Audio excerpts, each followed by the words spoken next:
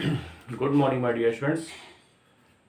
आज हम लोग बात करेंगे इनवर्स ट्रिग्नोमेट्रिक फंक्शन पर फॉर IIT JEE।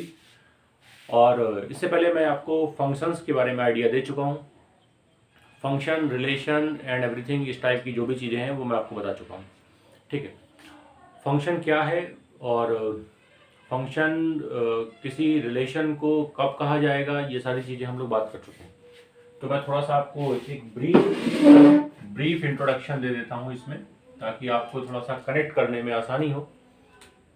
तो ज़रा देख लीजिए आप, जैसे मैंने आपको यहाँ पे जो जो पढ़ाया है इससे पहले, उसको मैं थोड़ा सा 5 मिनट में आपको बता देता हूँ। देखिए क्या क्या मैं बता चुका हूँ। और देखिए, जब तक टॉपिक पुराने वाले आप को क्लियर नहीं होंगे, आप जोड़ नहीं पाएंगे पुराने टॉपिक को अगले टॉपिक से, तब तक आपको समझ में नहीं आएगा चीज़ें। ठीक है, तो सबसे पहले ज़रूरी है कि आप पुराने वीडियोज़ देखिए, उसमें क्या कॉन्सेप्ट आपको बताए गए हैं उसको आप एक बार रिवाइज करिए, है ना, ताकि आपको चीज़ें जो आगे चल रही हैं वो प्रॉपर समझ में आए, है ना। क्योंकि फिर उसमें चीज़ें क्लियर नहीं हो पाती हैं कि यार ये जो चीज़ें बताई जा रही, कुछ चीज़ें डायरेक्ट लिखी जाएंगी तो आप उनको भी थोड़ा सा समझ पाएँ।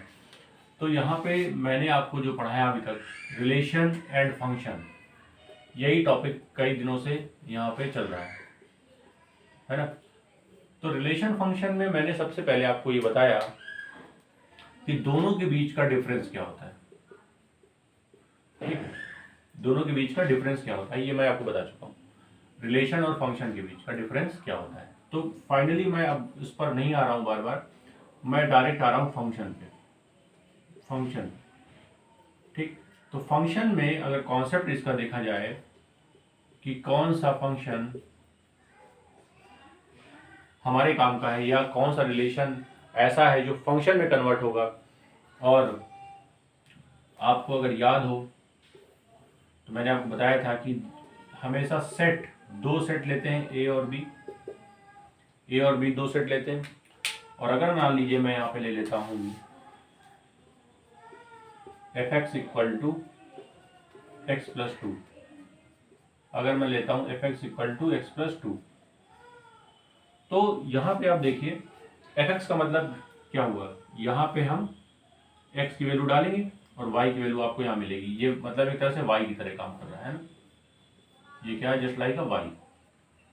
इसी को हम लोग y equal to x plus two भी लिखते हैं। तो देखिए एक्स की वैल्यू मैं यहाँ डालता जाऊंगा, y की वैल्यू मिलती जाएगी।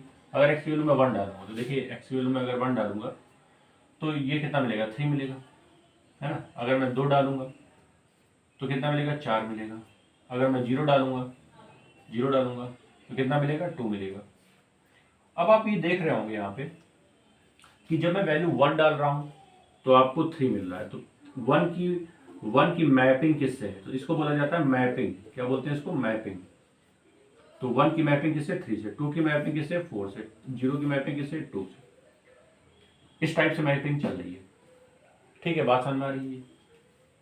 अच्छा, तो मैंने आपको यही समझाया था फंक्शन में कि फंक्शन उसे कहते हैं जहां पर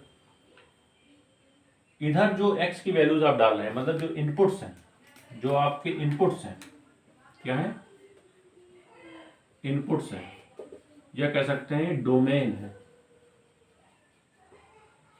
जो डोमेन है उसकी पेयरिंग एक से ज्यादा से नहीं होनी चाहिए, मतलब 1 एक से ज्यादा नंबर से कनेक्ट नहीं होना चाहिए।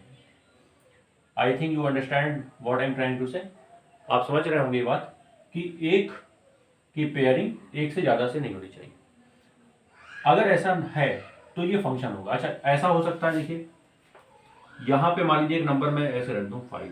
अब आप बताइए 5 अगर मैं यहां रखता हूं तो मुझे नहीं पता कि 5 कैसे आया, यहाँ पे कुछ कोई नंबर नहीं है, मान लीजिए -5 आ गया या ऐसा कुछ, जो भी है ना, -5 आ गया या जो भी है। तो अगर मान लीजिए मुझे नहीं पता कि किसके साथ पेयरिंग है, तो ये एक नंबर छूट गया इधर। मतलब जो आउटपुट्स हैं, आउटपुट्स में क्या हो रहा है, एक नंबर छूट रहा है, लेकिन फिर भी ये फंक्शन है। मतलब कहने का ये हुआ कि देखिए, अब थोड़ा सा आप समझिए कि यहाँ पे जो बात हो रही है आज की क्लास में भी कहीं ना कहीं फंक्शन वर्ड जुड़ा हुआ है। देखिए, अगर आप ध्यान से देख रहे होंगे, चैप्टर का नाम ही है इनवर्स ट्रिग्नोमेट्रिक फंक्शन। तो फंक्शन तो वर्ड यहाँ पे शामिल है। इसका मतलब कि यार फंक्शन की कंडीशंस तो यहाँ पे चलेंगी, ठीक है, मतलब फंक्शन पे तो हमें बात करनी ही पड़ेगी, और फंक्शन कौन सा यहाँ पे लेना है बस ये समझना है। तो फंक्शन जो हमें यहाँ पे लेना है वो मैं आपको थोड़ा सा बता देता हूँ। देखिए यहाँ पे जो आज की क्लास में हम लोग बात करेंगे वो केवल केवल फंक्शन पर नहीं है, केवल फंक्शन पर नहीं है ना। हम यहाँ पर बात करेंगे one one onto function, onto function, ठीक है।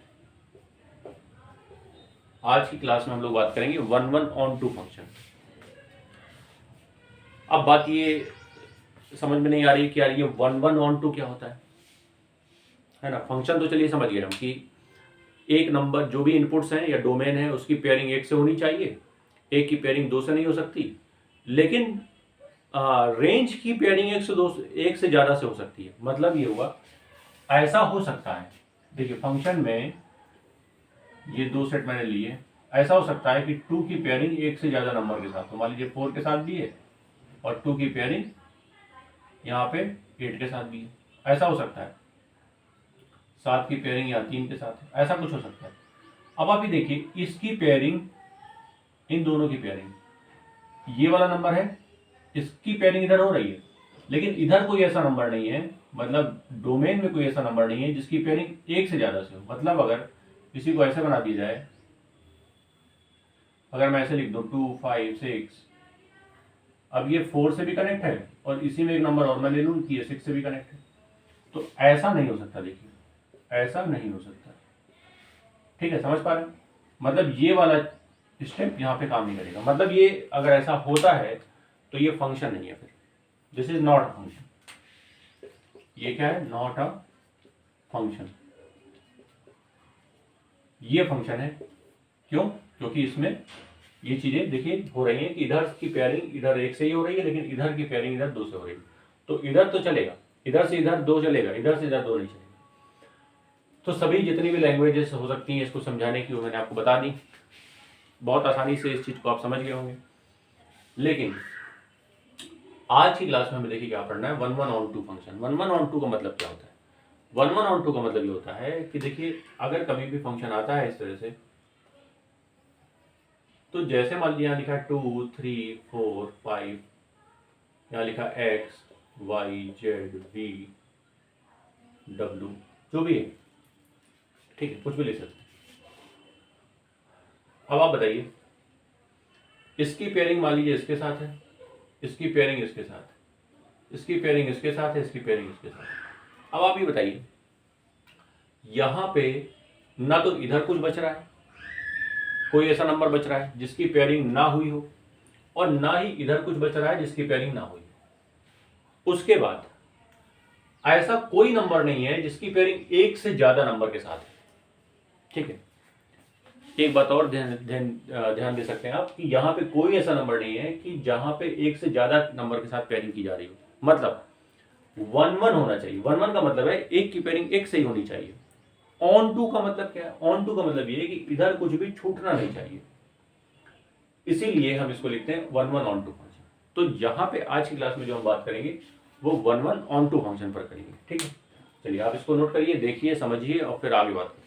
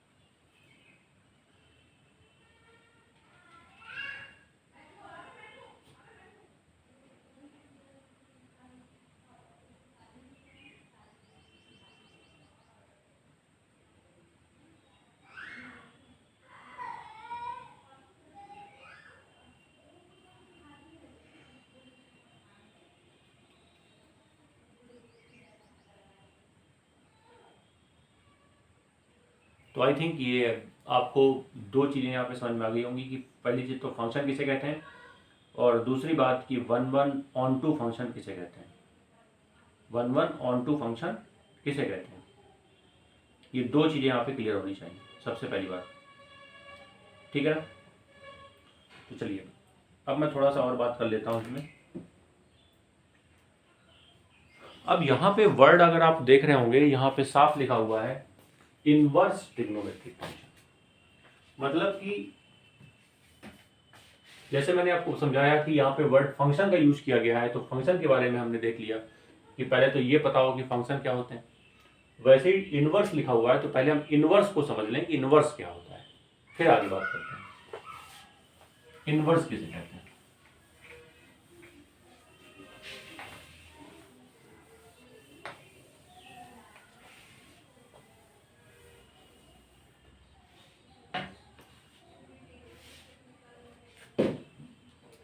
ठीक है, देखिए इनवर्स किसे कहते हैं ये देख लेते हैं। सबसे पहले देखिए क्या है, यहां पे बात हो रही इनवर्स की। इनवर्स का मतलब ये है कि जैसे थोड़ा सा अंडरस्टैंडिंग आपको पता होगी कि अगर 2 का इनवर्स देखा जाए तो 1/2 होता है, ऐसा कुछ है ना। अगर 2 का इनवर्स मैं आपसे पूछूं तो आप बोल देंगे 1/2, है ना। जैसे बोलते हैं ना इनवर्सली प्रोपोर्शनल, इनवर्सली प्रोपोर्शनल। जैसे मान लीजिए कि मैं आपसे कह दूं, कुछ इसका बेसिक समझ लेते हैं, जरा थोड़ा सा इसका बेसिक समझ लेते हैं। आपसे मैं बोल देता हूं, मान लीजिए कि आप जानते होंगे डिस्टेंस इक्वल टू होता है स्पीड इनटू टाइम। क्या होता है? Distance equal to speed into time. अब अगर मैं कहूं कि मैं डिस्टेंस को कांस्टेंट कर रहा हूं, इसको क्या कर रहा हूं? कांस्टेंट कर रहा हूं। और आप देखिए अगर मैंने डिस्टेंस को कांस्टेंट कर दिया, डिस्टेंस को मैंने फिक्स कर दिया इसको, तो देखिए जैसे ही मैं अब इस एक फिक्स दूरी को कवर कर रहा हूं, अगर मैं स्पीड बढ़ाऊंगा तो सीधी सी बात है टाइम कम लगेगा। अगर मैं स्पीड बढ़ाऊंगा तो टाइम कम लगेगा। तो मैं ये कह सकता हूं कि जो स्पीड है वो इनवर्सली प्रोपोर्शनल है किसके? टाइम के। मतलब आप समझ रहे होंगे कि उल्टा रिएक्शन होना किसी चीज में, इनवर्स रिएक्शन मतलब उल्टा रिएक्शन होना ही इनवर्स रिलेशन कहलाता है। यह कह सकते हैं इनवर्स नंबर जो होते हैं वो क्या होते हैं? एक दूसरे के जो उल्टे रिजल्ट देते हैं उनको बोलते हैं इनवर्स। खैर यहाँ पे क्या बात करनी है वो देखते हैं। तो अब एक बात और समझनी होगी यहाँ पे हमें कि देखिए अगर S इनवर्सली प्रोपोर्शनल T के है तो यार T भी तो इनवर्सली प्रोपोर्शनल S के होगा, ये भी तो होना चाहिए। मतलब इधर से स्पीड से T में जाने का रास्ता है तो यार T से भी स्पीड में आने का रास्ता है। ऐसा नहीं कि हम इसका इनवर्स ये T निकाल दें और T का इनवर्स S ना निकालता है, ऐसा नहीं हो सकता। दोनों तरह से चीजें होनी चाहिए तभी वो इनवर्स कहलाएंगी। वैसे ही हम यहां पर बात करेंगे कि भाई अगर हमें मान लीजिए कि मैं किसी फंक्शन को ले रहा हूं, है ना,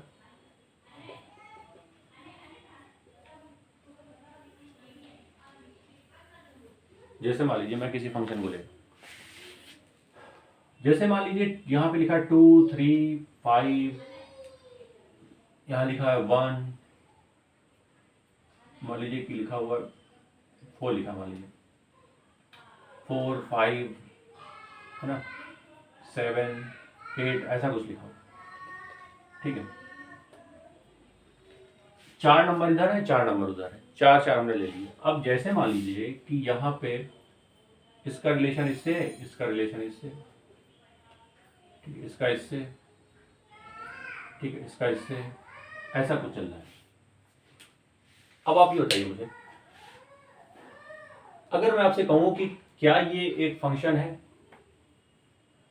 ये जो रिलेशन आपके सामने है क्या ये एक फंक्शन है, तो आप बोलेंगे बिल्कुल एब्सोल्युटली ये एक फंक्शन है। क्योंकि यहां पे आप देख सकते हैं इसकी पेयरिंग एक ही नंबर के साथ हो रही है।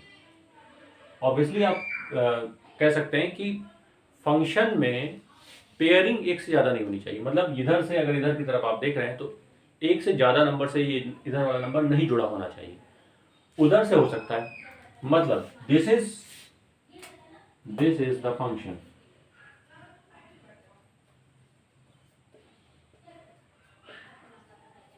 ये फंक्शन है, इसमें कोई डाउट नहीं, नो डाउट। ठीक, ये फंक्शन है, इसमें कोई डाउट नहीं है 1% का। लेकिन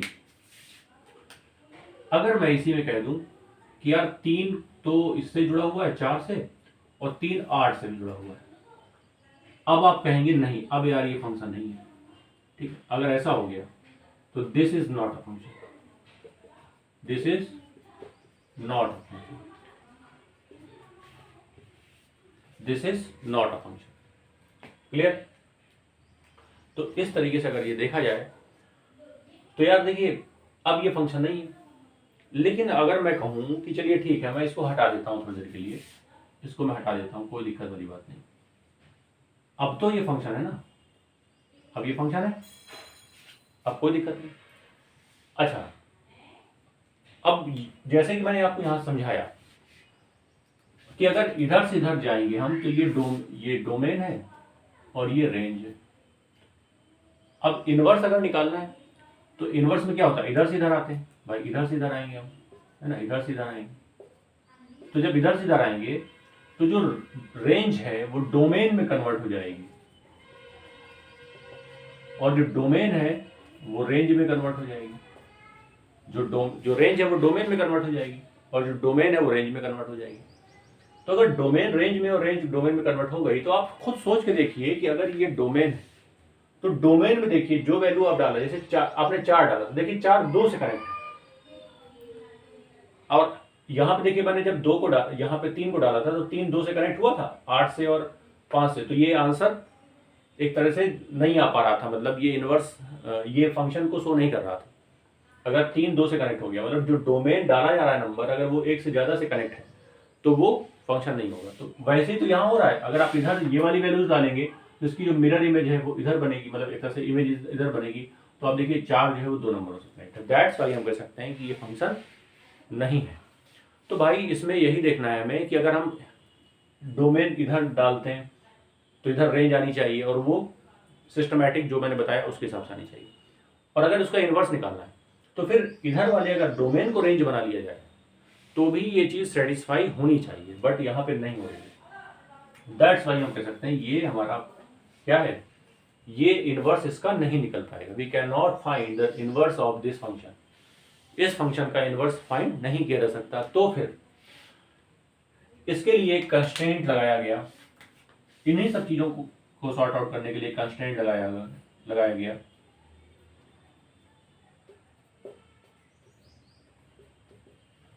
कि ये फंक्शन वही फंक्शन इनवर्स दे सकता है जो 1 1 ऑन 2 हो, जो 1 1 ऑन 2 हो, वही फंक्शन इनवर्स दे सकता है जो 1 1 ऑन 2। तो ये बात आई थिंक आपको समझ में आ गई होगी कि हम 1 1 ऑन 2 पे ही बार बार घुमा फिरा के क्यों आ रहे हैं। 1 1 ऑन 2 होगा तभी उसका इनवर्स फाइंड किया जा सकता है, otherwise we can not find the inverse of any type of number, any type of function. Clear? चलिए बात करते हैं इसके आगे, नोट डाउन एंड आगे बात करेंगे इसकी।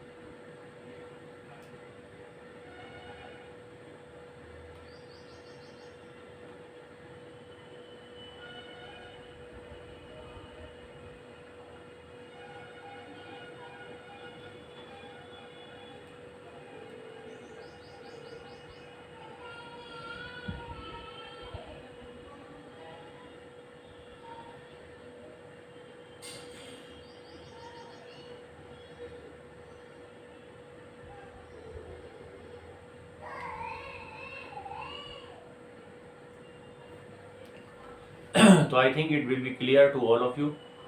आगे बात करते हैं और इसके नए कॉन्सेप्ट को देखते हैं कुछ, और इसमें बहुत सारे कॉन्सेप्ट हैं जो कि हमें अभी सीखने और पढ़ने हैं। ठीक है ना।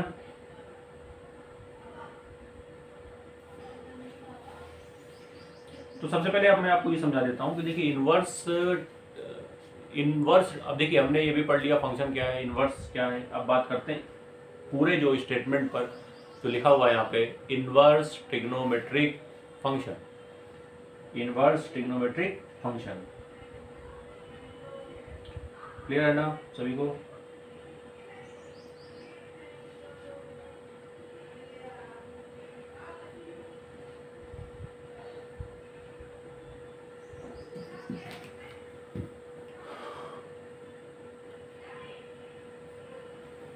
चलिए बात करते हैं। देखिए नोट कर लिया होगा आपने, समझ भी गए होंगे क्या है यहाँ पर, क्या बताया जा रहा है। आई थिंक ये चीज़ें क्लियर हो चुकी होंगी।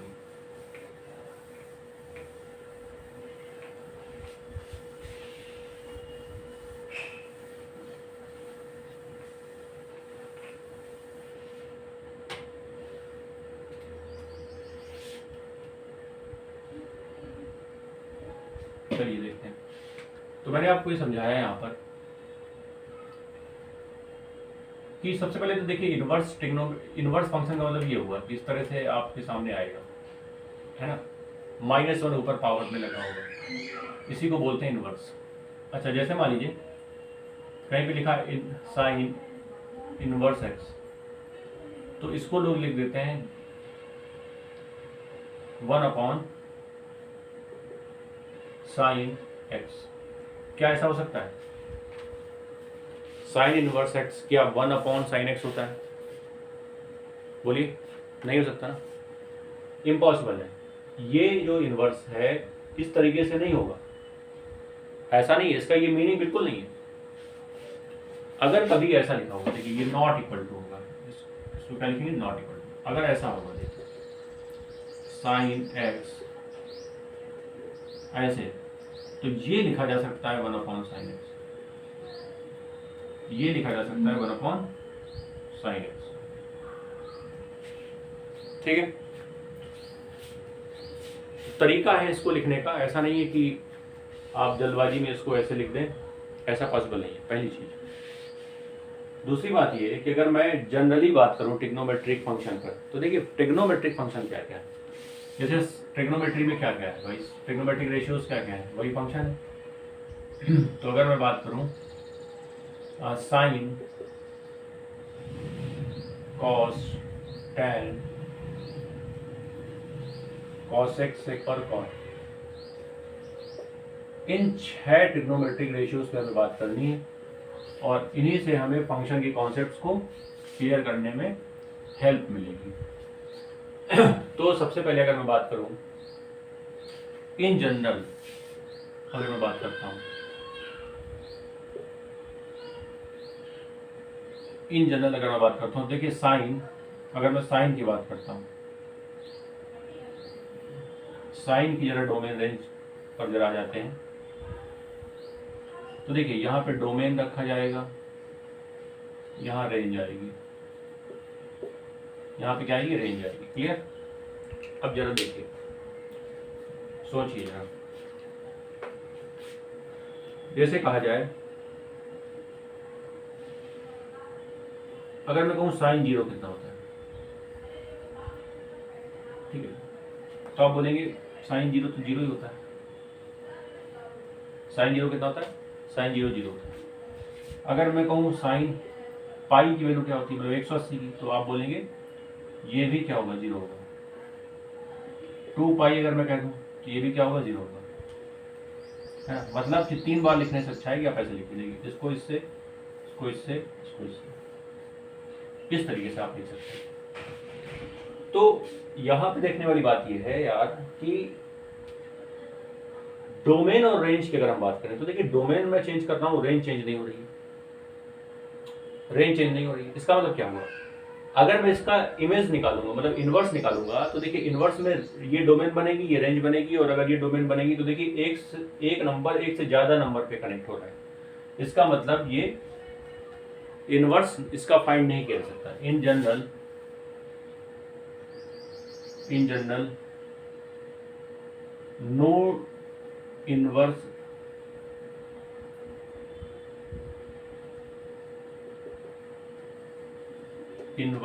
relation can find in sin cos tan।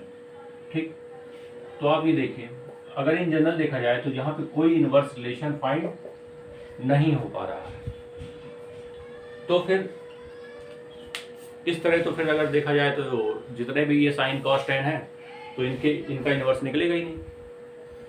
भाई अगर इस तरह से देखा जाए, जो कि हमें साफ नजर आ रहा है यहाँ पे कि इसका साइन कॉस टेन का इनवर्स फाइंड ही नहीं किया जा सकता, तो फिर कैसे काम बनेगा भाई? हम तो पढ़ने वाले इनवर्स ट्रिग्नोमेट्रिक फंक्शन, और यहाँ पे तो इनवर्स यहाँ पे सेटिस्फाई नहीं कर पा रहा है, या कह सकते हैं एग्जिस्ट ही नहीं कर पा रहा है, तो फिर कैसे करे जाए? तो इसके लिए देखिए तरीका क्या है कि अब हमें यहाँ पे कुछ कंस्ट्रेंट फिर लगाना पड़ेगा। ठीक है, कुछ बंदिशें यहाँ पे अप्लाई करनी पड़ेंगी, कुछ यहाँ पे तरीके बदलने पड़ेंगे, तब बात बनेगी। ठीक है, तो अब मैं थोड़ा सा इसके डोमेन, रेंज और इसके ग्राफ पर बात करूंगा, और वहां से आपको समझाऊंगा कि आखिर ये जो दिक्कत है, ये जो इसमें आ रही है, उसको कैसे दूर किया जाए, और जब ये दूर हो जाएगी प्रॉब्लम तो किस तरीके से इसके ग्राफ प्लॉट किए जाएंगे, किस तरीके से इसके डोमेन रेंज लिखे जाएंगे, और किस तरीके से इन्वर्स निकाला जाएगा। क्लियर? ठीक है, नोट डाउन करिए, फिर आगे बात करें।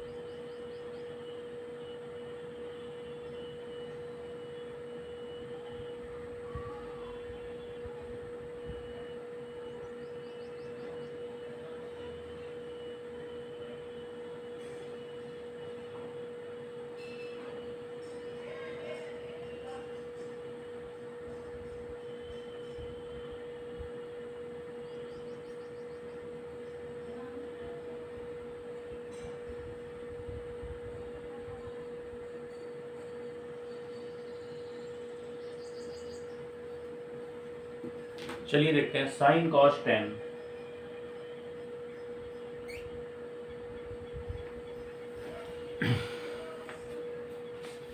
अब जरा बात करते हैं इनके डोमेन रेंज की, और वहां से ही आपको चीजें क्लियर हो पाएंगी, क्योंकि वहां से आपको डोमेन रेंज निकालने के बाद इनवर्स का आइडिया हो जाएगा।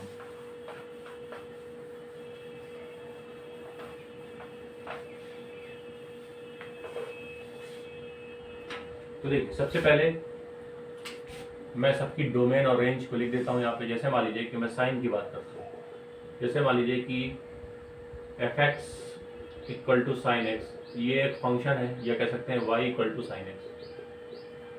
अब इसी पर हम बात कर रहे हैं, ठीक है, इसी पर हम बात कर रहे हैं, और इसकी डोमेन और रेंज को लिख रहे हैं। तो डोमेन और रेंज को लिख रहे हैं।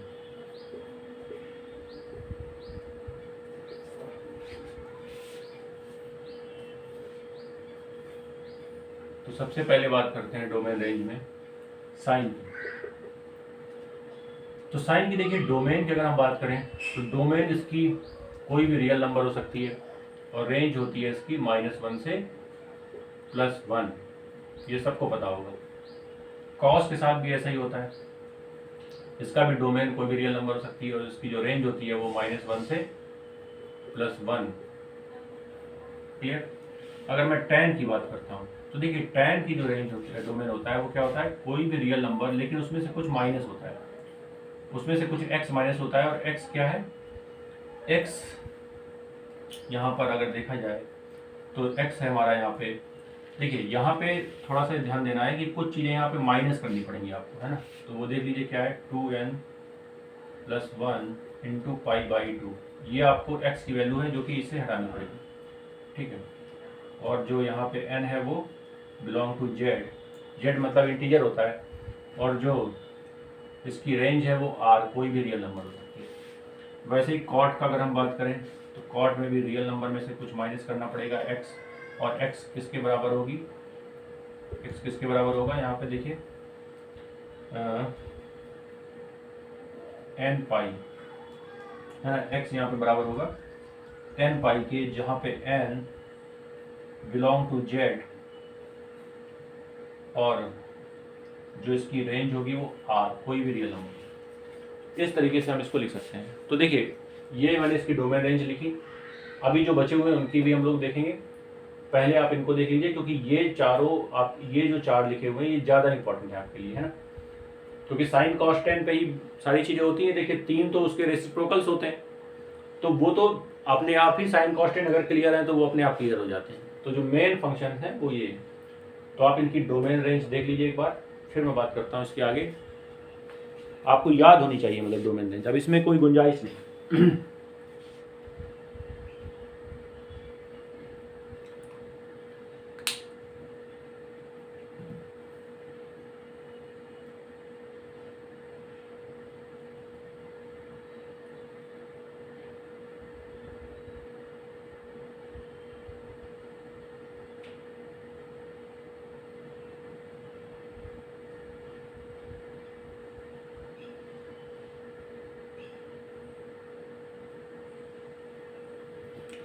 तो देखिए मैं समझता हूँ कि आपको ये बात समझ में आ गई होगी, है ना। अब अगर इतनी बात आपको समझ में आ गई तो फिर इसके आगे लिखने में कोई दिक्कत नहीं। जो भी चेंजेस होते हैं वो यहीं पर होते हैं, ठीक।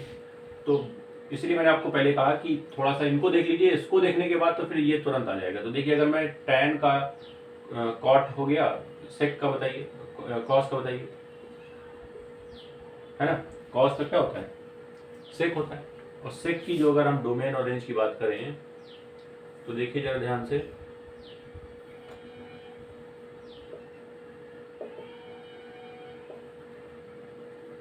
डोमेन और रेंज की बात करें, देखिए सेक की, तो जैसे यहाँ पे आप देख सकते हैं tan में जरा ध्यान दीजिए। tan में क्या है, r माइनस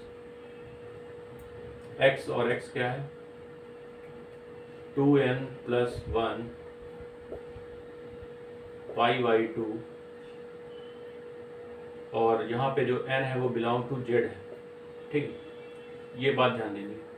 उसमें से देखिए रेंज यहाँ पे r थी बट यहाँ पे r नहीं होगी। r में से आपको -1 से +1 के बीच के नंबर्स को हटाना पड़ेगा। ये यहाँ पे ध्यान देने वाली बात है। देखिए दोनों में अंतर समझ लीजिए, दोनों थोड़ा सा सेम है लेकिन थोड़ा सा डिफरेंस भी है इनके बीच में। डिफरेंस यही है कि -1 से +1 के बीच की कोई भी वैल्यू नहीं हो सकती यहाँ पर, बाकी कोई भी रियल नंबर हो सकता है। क्लियर। इस पॉइंट को देख लीजिए ध्यान से, कोई दिक्कत बताइए।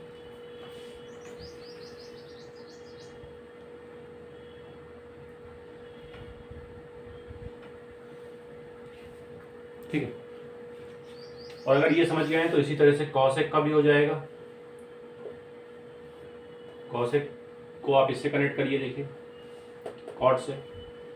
तो यहाँ पे अगर आप देख पा रहे होंगे तो यहाँ पे देखिए क्या है, r माइनस एक्स, और x क्या है, x क्या है n π, x क्या है n π, जहाँ पे n बिलोंग टू z, ठीक है।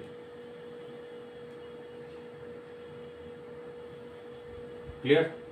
लेकिन ये ध्यान दें कि r में से आपको ये हटाना पड़ेगा, मतलब -1 से +1 के बीच की कोई भी वैल्यू आपको नहीं लेनी। अगर वो वैल्यू आप रियल नंबर में से हटा देते हैं तो फिर जितने भी नंबर्स हैं वो सब रेंज हैं इसके। तो एक तरह से ये पहले आप देख लीजिए, क्योंकि ये इंपॉर्टेंट पार्ट है कि आपको पहले तो ये क्लियर हो कि भाई साहब आपको डोमेन रेंज अगर नहीं पता है तो फिर कोई भी बात करने का कोई मतलब नहीं है।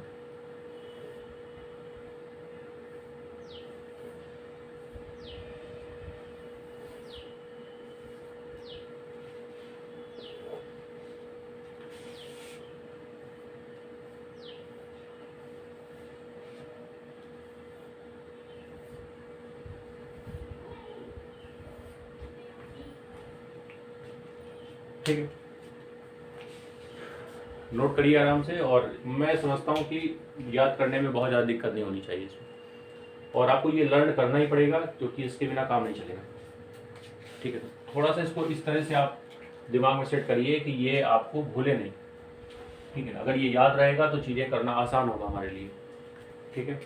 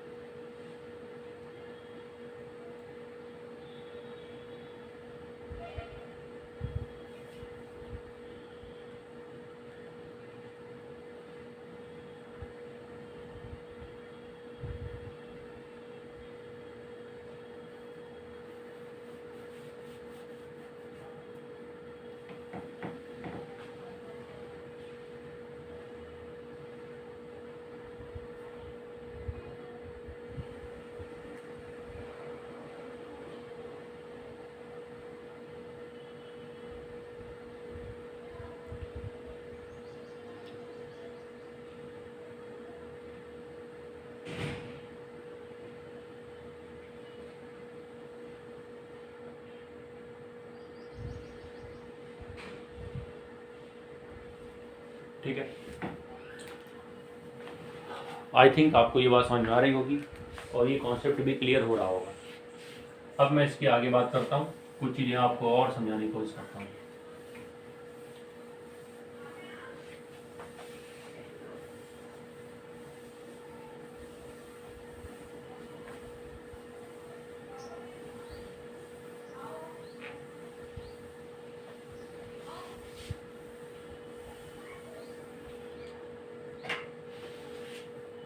चलिए देखते हैं, बात करते हैं इसके आगे।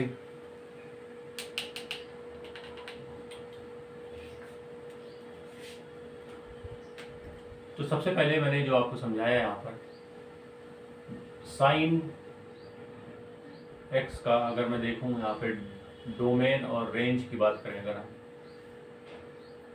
तो वो यहाँ पे देखिए क्लियर हो चुकी है। डोमेन साइन एक्स का मैंने आपको बताया क्या होती है, कोई भी रियल नंबर और रेंज -1 से +1 के बीच में कोई भी नंबर। अच्छा, एक बात मैंने अभी आपको ये समझाई यहाँ पर कि देखिए सेक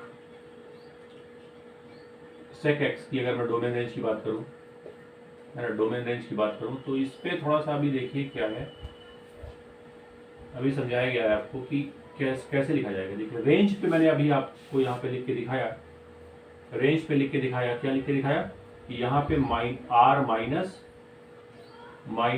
to +1। अब आप ये सोचिए कैसे ये r में से इसको क्यों माइनस कर रहे हैं, ठीक, क्यों माइनस कर रहे हैं इसकी मैं बात करता हूँ जरा। आप बताइए सेक एक्स होता क्या है, 1/cos x, और cos x की जो रेंज होती है वो -1 से +1 के बीच में होती है, -1 से +1 के बीच में होती है। अब -1 से +1 के बीच में अगर रेंज होती है तो आप सोच के देखिए -1 के +1 के बीच में क्या नंबर आएगा भाई, पॉइंट में कोई नंबर आएगा, मान लीजिए 0.5 आ गया, तो 0.5 में क्या होगा, पॉइंट हटाएंगे, 0 लगाएंगे, ये कट जाएगा, देखिए 2 आ गया। क्लियर। अब आप खुद सोचिए कि क्या सेक की वैल्यू अगर देखी जाए, इसकी वैल्यू देखी जाए तो देखिए क्या ये 1 को क्रॉस कर गई, इसमें क्या हुआ भाई, अगर मैं इसकी कोई भी पॉइंट की वैल्यू लूंगा भाई, पॉइंट में कोई ना कोई नंबर आएगा, तो ये जो हो रहा है ये 1 को क्रॉस कर जा रहा है, ये क्या कर जा रहा है, 1 को क्रॉस कर जा रहा है। अब इसमें यही दिक्कत है, देखिए तो यहाँ पे अगर देखा जाए तो मैं अगर इसको इस तरह से लिख लूँ cos x 1/sec x, है ना, ऐसे लिखा जा सकता है। अब इसको इसी तरह की सोचिए कि अगर मैं sec x को +1 से -1 के बीच में बात कर रहा हूँ, तो +1 से -1 के बीच में अगर मैं बात करूंगा तो सीधी सी बात है, कोई भी पॉइंट का नंबर आएगा वो 1 को क्रॉस कर जाएगा, और यहाँ पे कॉस की वैल्यू कभी भी 1 को क्रॉस करती नहीं। तो यहाँ से ही समझ में आ रहा है हमें कि यार देखिए, कभी भी ये वैल्यू इनके बीच का कोई नंबर नहीं हो सकती। दैट्स वाई हम ये नंबर को क्या करते हैं, यहाँ से हटा देते हैं। वही कंडीशन किसके साथ चलेगी, कॉसेक के साथ चलेगी, वही कंडीशन कॉसेक के साथ चलेगी। तो ये बात आपको समझ में आ गई होगी, ठीक, कि ऐसा करते क्यों, ये मैंने आपको समझा दिया है। उसके बाद देखिए, अगर हम बात करें डोमेन रेंज की, तो ये इसकी डोमेन और रेंज है। अब मैं बात करता हूँ इसके ग्राफ से थोड़ा ज़्यादा अच्छा और बेहतर समझ में आएगा। तो मैं sin x का ग्राफ बना रहा हूँ, देखिए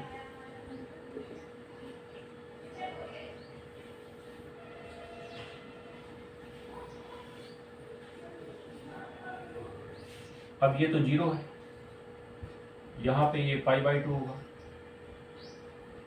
यहाँ पे ये पाई है, यहाँ पे 3π/2 होगा, और यहाँ पे 2π। इस टाइप से चलेगा कुछ, ठीक है। तो सबसे पहले आपको ये पता होना चाहिए कि sin x का ग्राफ क्या होता है। अब आप बताइए, सोच के देखिए कि अगर मैं देखता हूं कि ये जो वैल्यू आपको दिख रही है, जो एंगल्स दिख रहे हैं, देखिए ये 0 है, ये π/2 है ना। अब अगर मैं y की बात करूं, देखिए y यहाँ पे कितना हो जाएगा, देखिए ये देखिए, ये π/2 पे, π/2 मतलब 90 पे क्या देता है, ये +1, और यहाँ पे क्या देगा, -1। अब समस्या क्या है, अगर मैं पूरे ग्राफ को लेता हूँ तो दिक्कत ये है यहाँ पर कि देखिए क्या है कि कई सारी वैल्यूज जो है एक ही एंगल पे आपको नजर आ रही होंगी। जैसे मैं यहाँ से यहाँ पे आता हूँ, देखिए क्या, तो यहाँ पे क्या है, +1 है ना। और वही अगर मैं इधर से देखिए 0 से इधर जाता हूँ, तो यहाँ पे जो वैल्यू आ रही है ये -1 आ रही है। तो आप देख रहे होंगे कि एक ही पॉइंट पे ये दो अलग अलग वैल्यूज आ रही है ना। इसी तरीके से इसके आगे होगा, मतलब ये रिपीट कर, मतलब एक तरह से अपने आप पे सिमेट्रिकल है।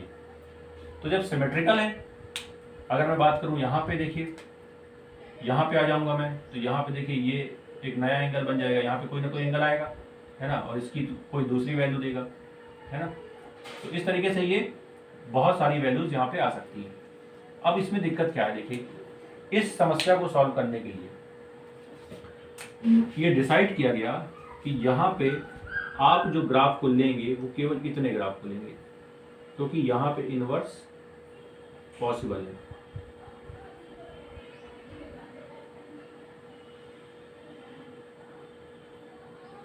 भाई पूरे ग्राफ में इनवर्स पॉसिबल नहीं, इतने ग्राफ पे इनवर्स पॉसिबल है। तो मैं ये कह सकता हूँ कि अगर मैं यहाँ से लेके यहाँ तक, है ना, कहाँ से कहाँ तक, -π/2 से लेके, अगर मैं इसकी रेंज, इसका डोमेन -π/2 से π/2 रखता हूँ, तो ये आराम से इनवर्स देगा। ये क्या देगा, इनवर्स देगा, क्योंकि यहाँ पे इस एरिया में कोई भी जो वैल्यू है वो एक से ज़्यादा नहीं आ रही। अब दिमाग में ये बात आती है कि यार ये वाली अगर हम ले ले ब्रांच, भाई ये वाली ब्रांच लेने तो क्या दिक्कत है। जैसे मान लीजिए ये वाली ब्रांच ले लें, यहाँ पे ये वाली ब्रांच ले लें, तो देखिए ले सकते हैं, ये वाली ब्रांच ले सकते हैं, बिल्कुल ले सकते हैं। लेकिन देखिए इस तरह क्या होगा कि फिर इस तरीके से काम नहीं चलेगा। इंटरनेशनली ये डिसाइड किया गया कि यार एक फिक्स ब्रांच पे बात करते हैं, और इसको बोला गया प्रिंसिपल ब्रांच। क्या बोला गया, प्रिंसिपल ब्रांच, है ना। इसको हमने क्या बोला, प्रिंसिपल ब्रांच। और इससे ये फायदा हुआ कि स्टैंडर्ड तरीके से अगर हम बात करें तो वो कोई भी रिजल्ट जो निकाले जाएंगे वो ये चीज़ ध्यान में रखते हुए निकाले जाएंगे कि हम प्रिंसिपल ब्रांच की बात कर रहे हैं। अगर कोई अदर ब्रांच पे बात करेगा तो उसकी इन्फॉर्मेशन क्वेश्चंस में या जो भी कॉन्सेप्ट है उसमें दिया जाएगा। लेकिन अगर कुछ भी नहीं दिया जाता या कुछ भी क्वेश्चंस में ऐसा नहीं बोला जाता है तो हम बाय डिफ़ॉल्ट प्रिंसिपल ब्रांच को लेके क्वेश्चंस को सॉल्व करेंगे और चीज़ों को समझेंगे। तो ये बात आपको यहाँ पे समझाई गई कि ऐसा क्यों हो रहा है। क्लियर? चलिए नोट करिए।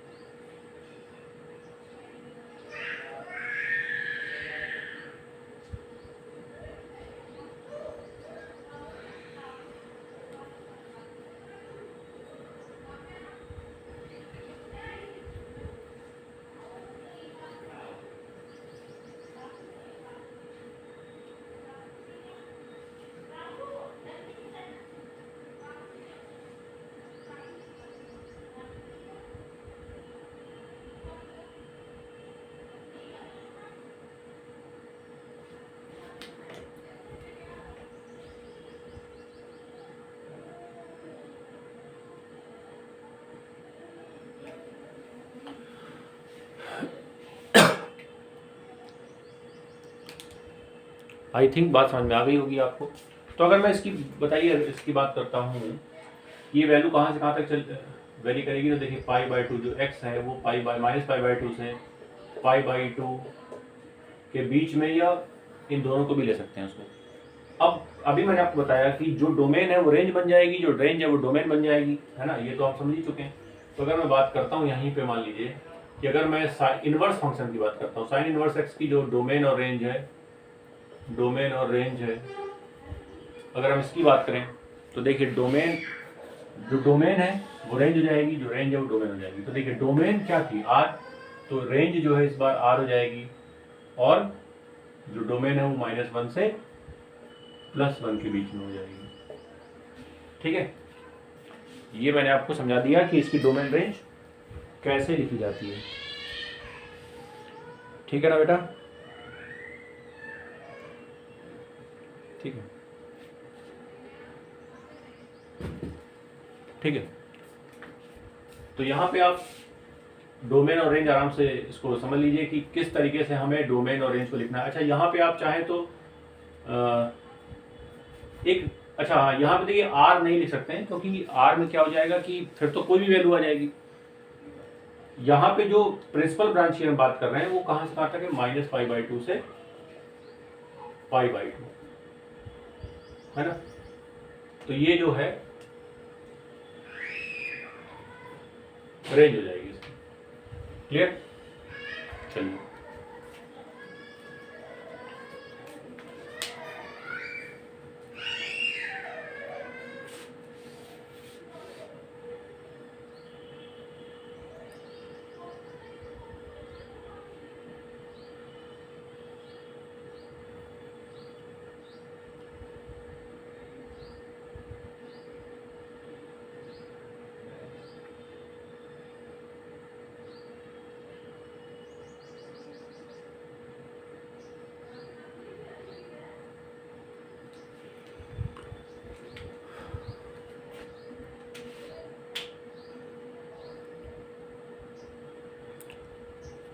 तो ठीक है, ये मैंने आपको समझा दिया। अब जरा इसके ग्राफ की बात कर लेते हैं कि यार अगर हम इसका ग्राफ ड्रॉ करें तो इसका ग्राफ किस तरीके से ड्रॉ किया जाएगा, किसका, इनवर्स ट्रिग्नोमेट्रिक फंक्शन का ग्राफ। अब जैसे साइन एक्स का ग्राफ तो मेरे सामने, अब वहीं पे अगर मैं साइन इनवर्स का ग्राफ निकालूं तो कैसे निकालूंगा।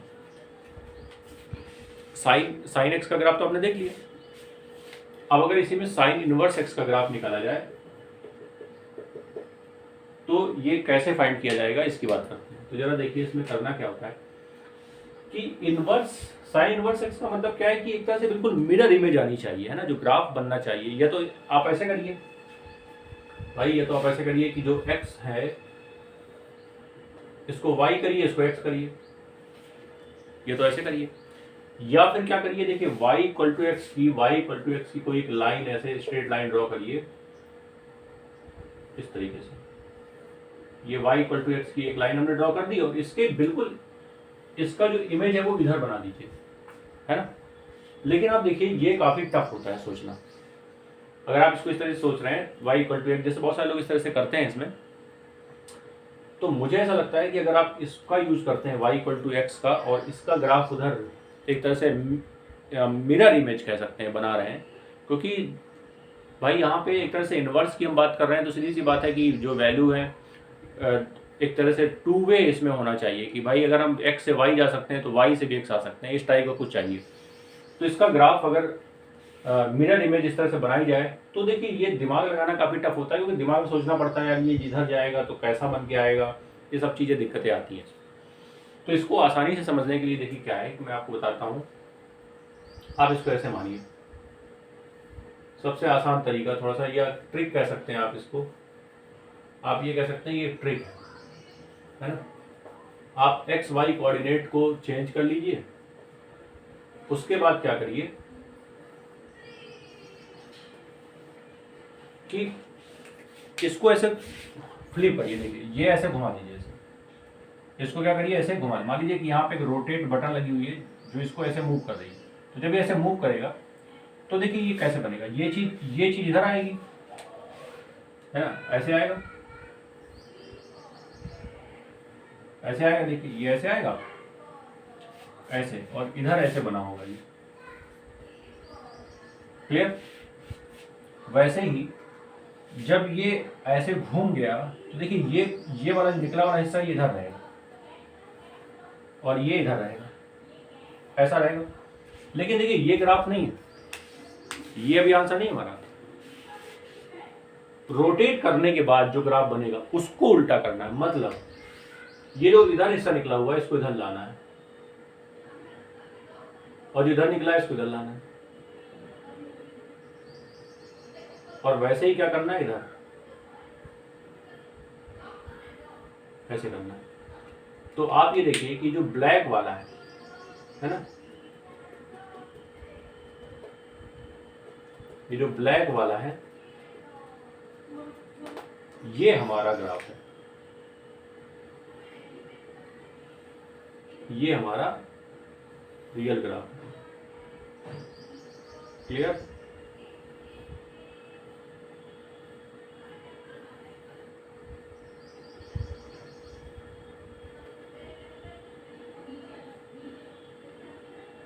ठीक है,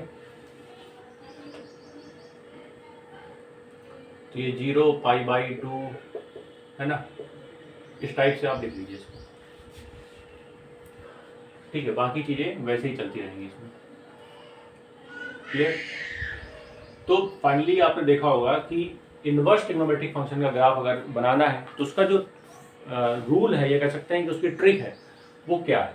तो मैंने आपको समझा दिया कि आप क्या करिए, एक्स वाई को पहले इंटरचेंज करिए, इसको ऐसे फ्लिप करिए, फ्लिप करने पर जो बने उसका उल्टा कर दीजिए तो आ जाएगा साइन इनवर्स एक्स का ग्राफ। तो हम कह सकते हैं this is the easy way to draw the any type of functions of trigonometric.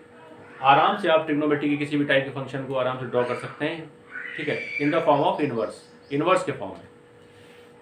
तो ये जो भी कॉन्सेप्ट था ये मैंने आपको फाइनली कंप्लीट करा दिया है। अब अगली क्लास में हम लोग इसकी जो भी नेक्स्ट ग्राफ हैं, जो भी टैन कॉट और सेक कॉसेक जो बचा हुआ है उसको कंप्लीट करेंगे, ठीक। चलिए आज के लिए इतना ही रखते हैं, थैंक यू सो मच, मिलते हैं फिर अगली क्लास में, ओके।